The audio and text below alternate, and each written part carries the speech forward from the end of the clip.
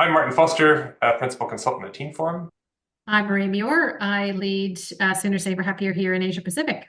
Here to talk about the business agility report that was published last month is to do a little bit of like a deep dive for what we think this means, particularly the challenges and the things that we've noticed happening to our specific customers. So a lot more like business focused. Hey, what's like Sooner Saver Happier doing? What's Team Forum doing?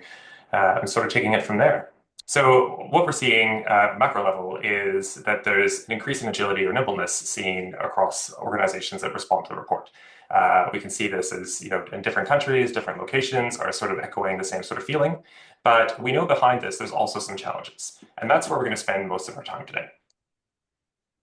The three challenges to touch upon are leadership, organizational structures, and governance. So if we start a little bit with leadership, what the report has said is it's the number one call out that people make when they talk about challenges. It's the most frequent thing, but it's also the most impactful thing. So organizations that say they have challenges with leadership really see like a downward pull against the nimbleness or agility of their organization. This can mean a few things inside the market. Maria, maybe sort of talk about what you see from a Sooner Safer Happier standpoint. Sounds good, Martin. I think from my perspective and from what we're saying with the large organizations that we work with is that over the years, this isn't a surprise. Leadership makes it or break it. And so from this year, I guess what I'm seeing is that leaders are having an exceptionally hard time at the moment. The market is changing even more quickly than it was before. Uncertainty is kind of at a higher level than what it was. From executive teams, there's a focus on kind of cost and efficiency. AI adoption and implementation is it's all we're talking about these days. And so from a leadership perspective, being open to improvement, being open to change is actually quite hard. And I'm seeing leaders doubling down on their focus on delivering what they just need to get done in the best way possible. But the challenges they have is we've got too much to do. There's too many priorities. And in times of stress, humans revert back to the way that they've done it before or the things that have helped them in the past. And part of, I think, what this is showing us from a business agility point of view is that actually we need to take some space to evolve and iterate our ways of working to improve, especially with the explosion of AI, to then be able to unlock that kind of the power of that. So that's what I'm seeing right now from a leadership perspective. If I then kind of unpack that even a little bit more, is like I think first and foremost, leaders are having a hard time articulating kind of what we need to do and why. Most of us are very comfortable with defining the solution to be delivered, but we're having a hard time letting go of that because that's what teams should be doing. Teams actually know how to do that better than leaders do because they're much closer to the work.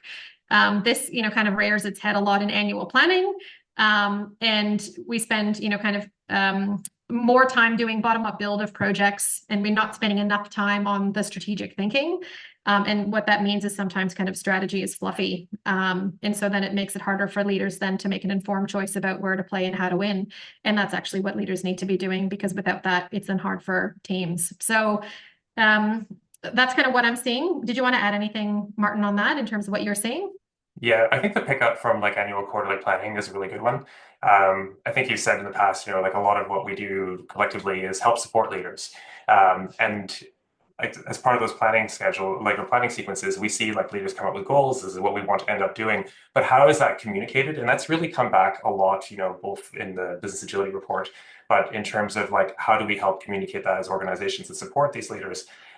Getting that visibility from that top level strategy down to like, okay, what are the individual teams doing? What's the work with that? That's where tools like Team Forum can allow leaders to see this, but also like members of the teams, members of the value streams to understand, hey, the work I'm doing here, how does that connect back up?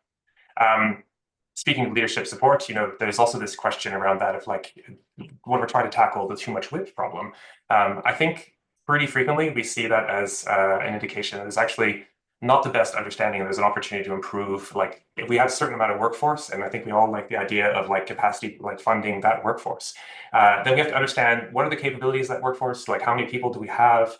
And then we have to make like tough choices, and leaders have to make tough choices on prioritizing what work they're going to do based on the workforce available. It's nice to wish to do everything, but usually there's far more work than there are people available to do it.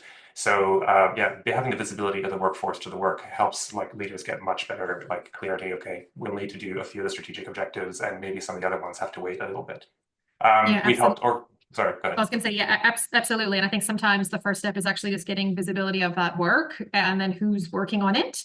I think part of what I've been spending quite a bit of my time this year on is actually helping to define what that strategic intent needs to be. So using a tool like objectives and key results, or OKRs, can help with that. So at SSH, we have an outcome canvas that we use quite often, and with lots of organizations, to be clear on kind of who is the customer, what is the problem we're solving, what's the outcome, and then what are the tangible measures that we're looking to change and improve. And that kind of helps sets that up, because you need that in order to then help with the WIC problem, because I need to make a decision on what should I be doing then Yeah. with that capacity. And what's neat is when you take a canvas like that and like load it into one of the strategy systems or whatnot, what we've done for a large telecoms company is be able to then align the workforce against those strategic outcomes that have been chosen, built from a canvas or equivalent. And that made it provide a lot of clarity on about 10,000 people and what they were delivering against. So we need to see more of that happening inside the market.